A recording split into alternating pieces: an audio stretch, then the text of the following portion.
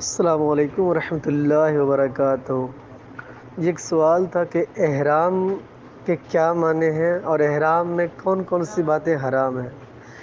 دیکھیں، احرام کے لفظی معنی حرام کرنا، کیونکہ احرام باندھنے کے بعد بعض حلال چیزیں بھی حرام ہو جاتی ہے، اس لیے اسے احرام کہا جاتا ہے۔ ٹھیک ہے، احرام میں چند باتیں حرام ہیں۔ احرام جب باندھ چکے ہیں حج کے لیے تو چند باتیں نہیں کر سکتے۔ نمبر 1، اسلامی بھائی کو سلایا ہوا کپڑا نہیں پہن سکتے ہیں اس حالت میں۔ نمبر 2، سر پر ٹوپی اوڑھنا، امامہ یا رومال وغیرہ باندھنا، یہ سب حرام ہے۔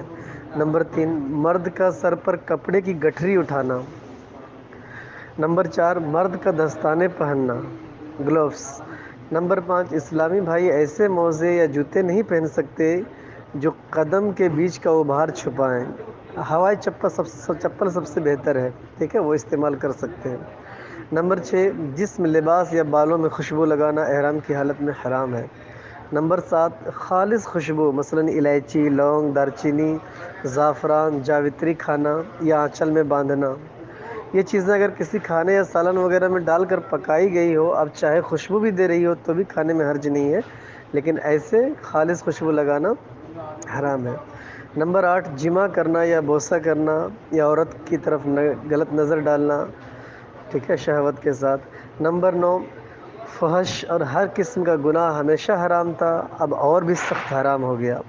نمبر 10، کسی سے دنیاوی لڑائی جھگڑا کرنا، یہ بھی حرام ہے۔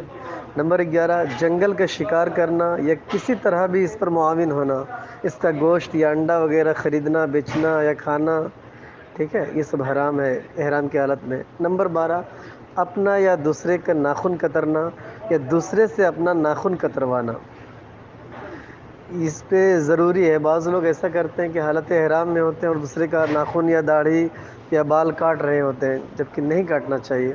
نمبر 13، سر یا داڑھی کے بال کاٹنا، بگلے بنانا، منہ زیر ناف لینا، بلکہ سر سے پاؤں تک کہیں سے کوئی بال جدا نہیں کر سکتے۔ نمبر 14، وسمہ یا مہندی کا خضاب لگانا۔ نمبر 15، زیتون کا یا تل کا تیل چاہے بے خوشبو ہو بالوں یا جسم پر لگانا۔ نمبر 16، کسی کا سر مونڈنا، خواہ وہ احرام میں ہو یا نہ ہو۔ ہاں، احرام سے باہر ہونے کا وقت آ گیا تو اب اپنا یا دوسرے کا سر مونڈ سکتا ہے۔ نمبر 17، جو مارنا، پھینکنا، کسی کو مارنے کے لیے اشارہ کرنا، کپڑے اس کے مارنے کے لیے دھونا یا دھوپ میں ڈالنا، بالوں میں جو مارنے کے لیے کسی قسم کی دوا وغیرہ ڈالنا، غرض کہ کسی طرح اس کے ہلاک میں باعث ہونا، یہ تمام باتیں جو ہے وہ حرام ہے جو میں نے عرض کی، ٹھیک ہے۔ تو اس سے بچا جائے، جو حجاج کرام حج پہ جا رہے ہیں اسے۔